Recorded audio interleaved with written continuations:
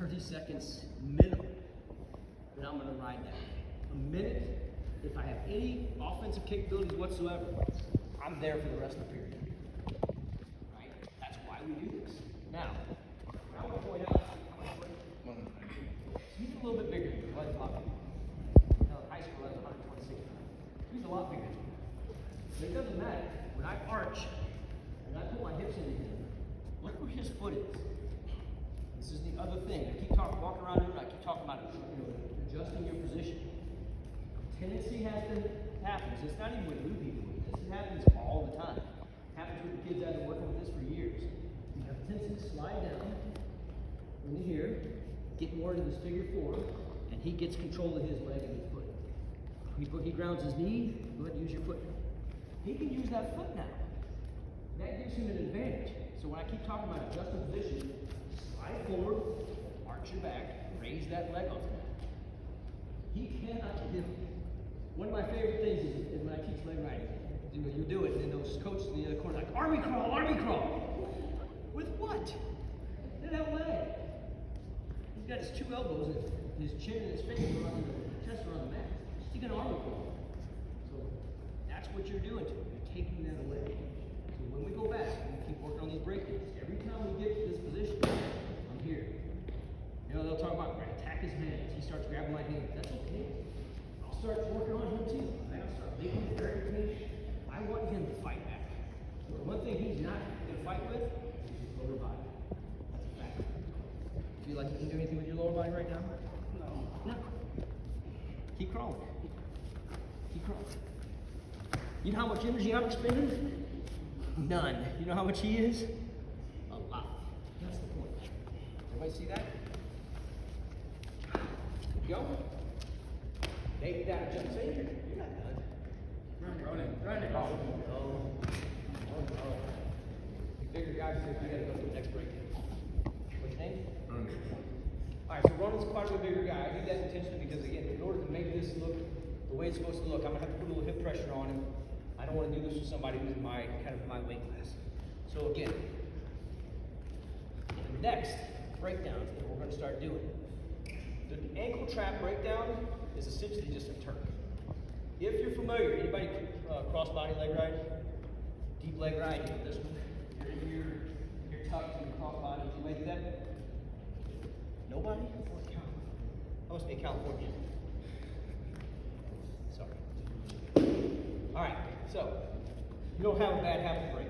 This is good. In the Midwest, kids learn to crossbody ride and we try to teach them this, and they just have these bad habits. You don't have any bad habits to break. That's good.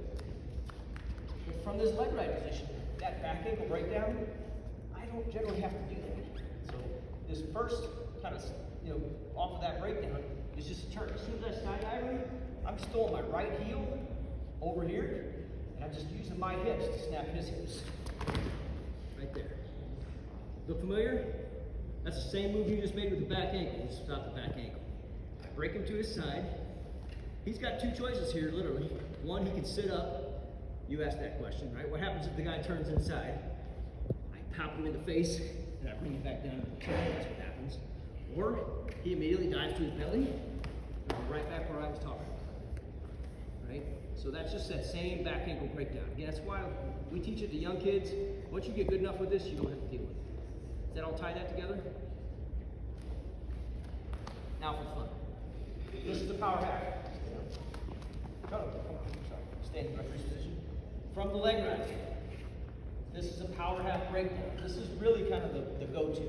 So out of all the stuff we've been doing, this is the one I want you guys focusing on. This is the one that coaches, you should be drilling them constantly. So from a good leg ride position. Again, there are a lot of things about the power half. People, I see it taught all the time.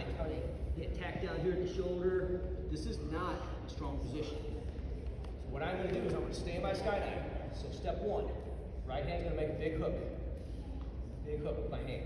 Two, I'm going to stick it down in his armpit. I'm going to grab a big chunk of that armpit. I'm going to transfer his head. Three, I'm going to reach under, grab a hold of my own thumb right here. Right? You guys on this side, you can't see that. This, right here. Reach under, elbow into the head, grab my thumb right here. So I see that? Okay, so one, take a big hook. Two, grab the armpit, transfer the head. 3, reach under, grab my own thumb. This, I'm not pressing his head underneath. I'm going to lift it over here. I'm going to drive off of those feet that should be dug into the mat. So from here, I'm going to lift and flopping down here. Right? Now, 2 things again are going to happen from here. Number 1's going to be automatic. So that's not one of the things. What do I got to do right now? What should I always be doing right here? Cross my boots. So 2 things are going to happen. He's going to break really hard like this, and I'm going to pull on his elbow, and I'm going to push on his head. This is called the lockdown position. This is where we're going to go first, right? So pull on the elbow, push on the head, lockdown. Right? From here, we'll transfer to a half mouse. Rotate 90 degrees that way. Again, from a good leg right position. 1, right hand makes a big hook. Reach down, grab the arm, transfer the head. 3, reach underneath, grab my own thumb. 4, I'm going to lift and I'm going to drive. What I'm trying to do is lift and drive over to my right elbow. Lift, drive. Should break down quick. Cross your boots, pull, push, lock your pad right here. This is called the lockdown position. Does everybody see it?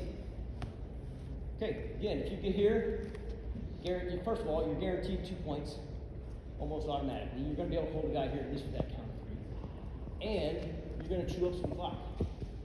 If you get here, then the potential to go to the next step, which is a power half or punch away half, and get the fall is very good. Right? So we'll go through this one, we'll come back in, show you the punch away half finish, and we'll drill. Grab card, spread out. 1, 2.